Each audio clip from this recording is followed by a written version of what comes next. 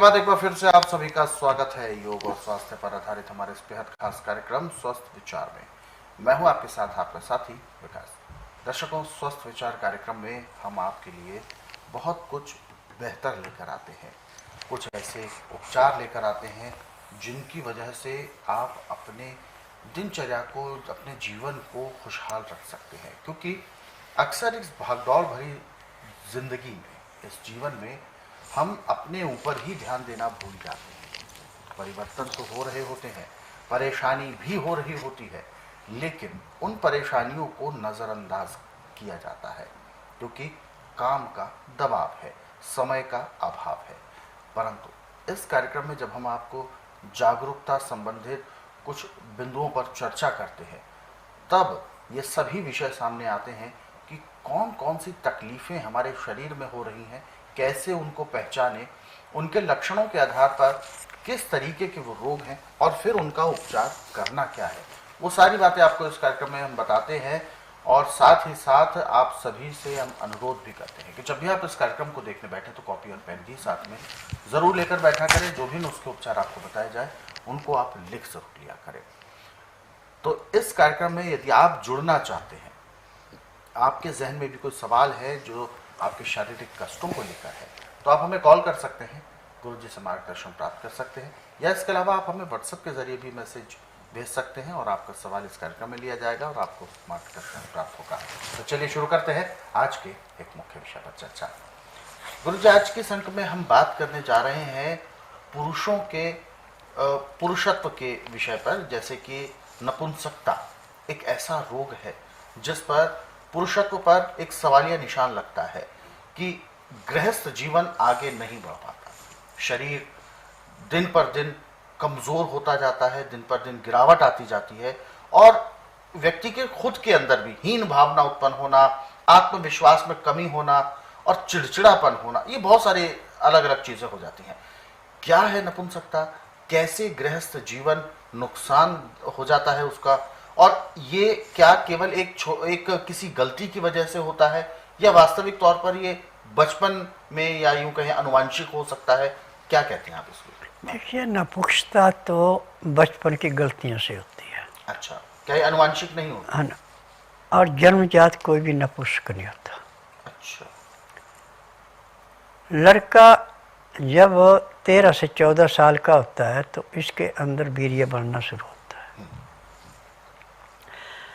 लड़की अच्छी खुराक है तो 10 साल में, खुराक मीडियम है तो 11 साल में,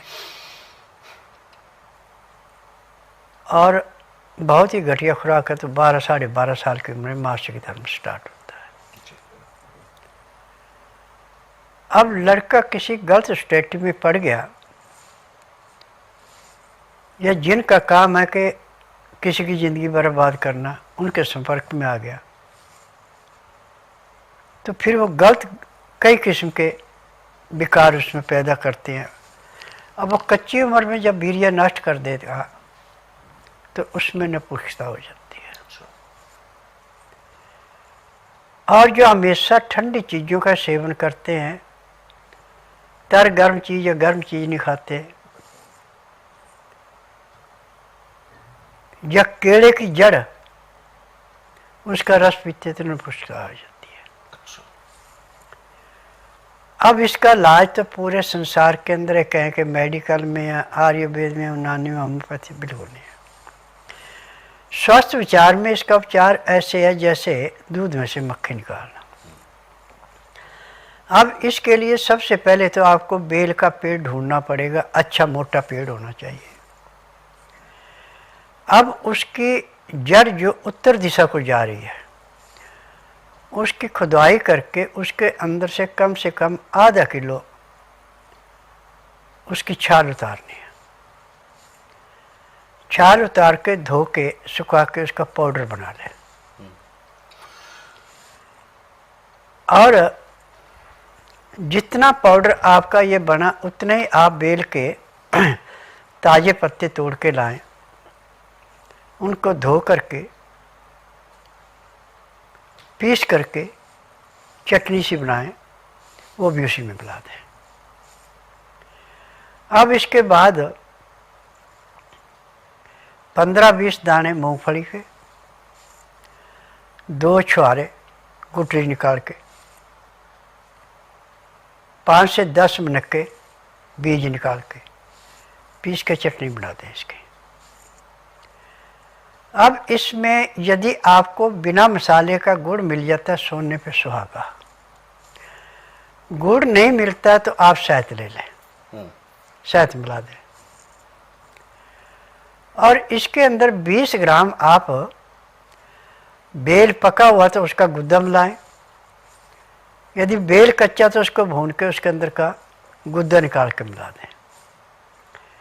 अब ये सारी चीज़ें मिला के आपके पास लगभग 50 ग्राम हो जाएगी सारी चीज़ें। अब ये 50 ग्राम आप 2 गिलास गाय का गुनगुना दूध उसमें घोल के अब इसको पीने में आपने 1 घंटा लगाना है, सिप सिप करके पीना है। उसके बाद आप अपने काम धंधे पे जाएं, आपको पसीना आना चाहिए, ये पचेगी।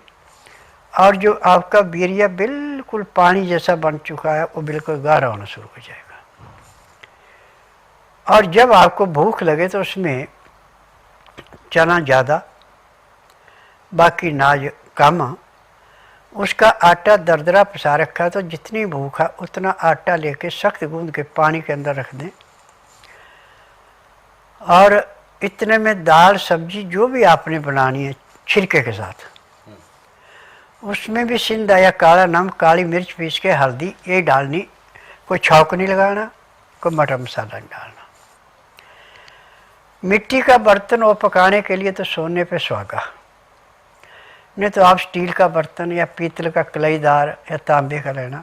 अमोनिया के बर्तन में नहीं पकाना, कुकर में नहीं पकाना इसको। जब दाल सब्जी आपकी तैयार हो जाए नीचे उतार लें, और जो आटा आपने सख्त गूंद के पानी में रखा उसको निकाले, अब वो मुलायम हो गया। अब इसकी रोटी आपने ऐसे बनानी जैसे बाजरे की रोटी होती है, गेहूं की रोटी थोड़ी मोटी और मक्की की रोटी से पतली। जब रोटी अच्छी तरह सिक जाए तो इस रोटी को थाली में डाल के जो दाल सब्जी आपने बना रखी ऊपर से उसको डाल दें। अब पानी पीने के लिए जो आपने रखना है उसमें लहसुन प्याज अदरक का रस पानी में मिला दें। 2 गिलास आपने पानी रखना है, 400 ग्राम पानी होना चाहिए। और जो इसका कचरा बचा है वो सारा आप अपनी दाल सब्जी जो आप खा रहे हो उसके अंदर मिला दें। अब इसको चूर के सूप जैसी पीने के हो तो बहुत बढ़िया, नहीं तो आप गराइयाँ भी खा सकते हैं। 2-4 गराई खाना खाया, 2 घुट पानी पिया, फिर 2-4 गराई खाना खाया, 2 घुट पानी पिया। पानी पीने में, खाना खाने में आप पूरा 1 घंटा लगा दें। उसके बाद दातन कूड़ा करके 5 मिनट के लिए आप वज्रासन बैठ जाएं। फिर 5 मिनट बाद आप, दिन का टाइम है तो आप कम से कम 20 मिनट थोड़ी सैर करें। फिर आधे घंटे के लिए आप सब आसन लेटें। फिर 5 मिनट के लिए बाईं साइड करवट लें, 3 मिनट के लिए दाईं साइड करवट लें। फिर सब आसन लेट के बाईं साइड को करवट लेके आप उठेंगे, आपके शरीर में इतनी चुस्ती आएगी जैसे आप 8 घंटे की निद्रा पूरी करके उठे। अब यदि आपके पास कोई काम धंधा तो आप उस पर लग जाएं, पसीना आने दें जितना आता है। और कपड़ा हमेशा सूती पहनिए, टेरिक और टेरालिन टेरीवूल पहनेंगे तो आपके शरीर में फिर खारिश होगी।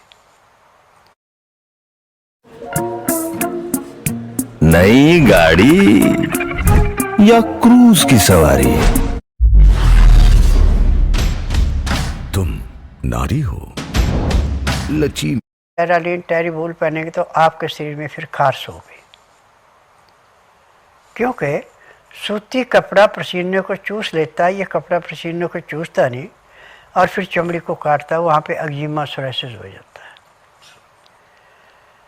जब आप इस क्रिया को 15 दिन हो जाए करते हुए तो आपके अंदर थोड़ी सी ताकत आएगी।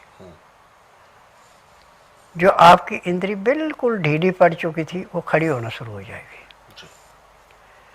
और 3 महीने के परहेज से आप अपने आप को समझो, मैं तो 25 साल का जवान हूँ, चाहे उम्र आपकी 50 साल है चाहे 60 साल है, इतनी इसके अंदर से ताकत आती है। सुबह तो आप गाय का दूध नहीं है, पानी से भी ले सकते हैं। शाम को आपको गाय का दूध या बकरी का चाहिए, भैंस का या डेयरी का जो दूध आता है ये नहीं। ये ना है तो आप सोयाबीन का बना लें। और इसमें जब आप लेके क्या करें तो रात की रोटी आप छोड़ दें, उसी से गुजारा कर लें। और इसके लेने के 1.5-2 घंटे बाद आपने सोना है और अच्छी तरह पेशाब करके सोना। एक तो आपको भयंकर नींद आएगी और सुबह जब 4 बजेंगे तो पेट में ऐसे गड़गड़ाहट होगी जैसे बहुत घनघोर घटा छाने पे बादल आपस में टकरा के गरजते हैं, ऐसे पेट में गुड़गड़ाहट होना। तो समझो कि अंदर का काम होना शुरू हो गया। फटाफट जाके आप पेट साफ करें। एक ही प्रेशर में जैसे भैंस गोबर करती है ऐसे आपका पैखाना साफ होगा, आपको कब्ज नहीं होगी, दस्त नहीं लगेगी। उसके बाद फ्रेश होके हाथ मुंह धो के दातन कूड़ा करके आधे घंटे के लिए कपालभाति करें, 15 मिनट के लिए भस्त्रिका करें, 8-10 बार अग्निसार करें, 15-20 बार उज्जयी करें, 25-30 बार ब्राह्मणी करें। 1 घंटा लोन बलोन करना अति आवश्यक है। तो आपको सोने पे सुहागा मिलेगा। जिसे सुहागे की पॉलिश करने से सोने में चमक आती है, ऐसे शरीर में चमक आती है। जो आपका मुरझाया हुआ चेहरा था, जैसे गुलाब की कली सुबह ओस पड़ते खिलती है और उसके ऊपर जो ओस पड़ती है मोती जैसी चमकती है, ऐसे चमक चेहरे पे आती है। परंतु ये क्रिया आपको 3 महीने लगातार करनी है और फिर भी बीच में आप इसको करते रहेंगे तो आखिरी सांस तक आपको कभी भी शर्मिंदा नहीं होना पड़ेगा, आप मर्द ही कहलाएंगे। तो क्या गुरुजी, जैसे कि यहाँ पर मैं 2 चीज़ें पूछना चाहूँगा कि एक तो इस दौरान ब्रह्मचर्या या गृहस्थ जीवन से थोड़ा सा दूरी वो तो बना के सेपरेट रहना पड़ता है 3 महीने के लिए। 3 महीने का नियम सख्ती से पालन करना है। और दूसरा सवाल ये है कि जो लोग इस तरीके की बीमारी से ग्रसित नहीं है और युवा है, हाल फिलहाल शादी हुई है, चाहते हैं कि काफी लंबे उम्र तक उनकी जवानी या यूं कहें कि यौवन बरकरार रहे, ये कोई भी अपना सकता है इसको, तो ये कोई भी कर सकता है। कोई भी कर सकता है। कब कब करने का ऐसा शेड्यूल? देखिए, चाहे गर्मी है चाहे सर्दी है, हाँ। जब आपको इच्छा करे कि मेरे में अब कमी आ गई तब कर लो इसको। अच्छा, इसमें गर्मी या ठंड या मौसम का कोई लेन देन? उसमें सिर्फ गर्मी है तो ऐसा दूध या पानी होना चाहिए जिसमें कि आंगली न गर्मी महसूस करे न सर्दी करे। सर्दी का मौसम है तो उसको गर्मी थोड़ी सी महसूस हो वो लेना, यानी गुनगुना जरूर होना चाहिए। हाँ, तभी इन चीजों का तभी लाभ होता और ऐसे में खान पान यानी इन 3 महीनों में या जो ये है। देखिए, इनमें खान पान में चिकनाहट का बिल्कुल त्याग करना पड़ता है। अच्छा। और खाना ताज़ा गर्म गर्म खाया जाता है। खाना खाते समय 2 गिलास पानी, लहसुन प्याज अदरक का रस मिला के पीना अति आवश्यक है, तब जाकर आपको लाभ होता है। क्योंकि खाने को पचाने के लिए लहसुन प्याज अदरक का रस एक किस्म का अमृत है। जहाँ पे आपने हजारों रुपए की दवाई खानी, वहाँ 2 गिलास से पानी पी लिया, वो बराबर हो गया। खाना अच्छा पचेगा, लीवर आपका साफ रहेगा, पैंक्री इंसुलिन पूरी बनाएगी, पित्ते में तेजाब नहीं बढ़ेगा, गुर्दा जाके उसको फिल्टर करेगा। जब खून साफ होकर तिल्ली हो गया, तिल्ली ने दिल को दिया, तो रोग कहाँ से आना? तो इसमें लाभ मिल जाता है। हाँ। तो इस तरीके के जो छोटे छोटे नुस्खे हैं इनको हमें ज़रूर अपनाना चाहिए और ख़ास तौर पर ध्यान रखें ऐसे रोगी जिनकी हम बात कर रहे हैं, ऐसे रोगी अक्सर हीन भावना का शिकार हो जाते हैं। परंतु अब अपना आत्मविश्वास नहीं खोना है आपको और एक सुदृढ़ सकारात्मक विचारों के साथ आप इन उपचारों को करें, यकीनन आपको लाभ मिलेगा और ये आपकी सेहत और आपकी तंदुरुस्ती को और अच्छे तरीके से प्रबल करेंगे। और इन उपचारों को आपने लिख ज़रूर लिया होगा। और दर्शकों, यदि आप इस कार्यक्रम से अभी जुड़ना चाहते हैं तो आप हमें कॉल कर सकते हैं या आप हमें व्हाट्सएप के ज़रिए भी अपना मैसेज भेज सकते हैं। व्हाट्सएप मैसेज में आपको लिखना है अपना नाम, उम्र, कहाँ से बात कर रहे हैं और पूरा सवाल हमें लिखकर भेजें ताकि आपका सवाल लिया जा सके और आपको मार्गदर्शन प्राप्त हो सके।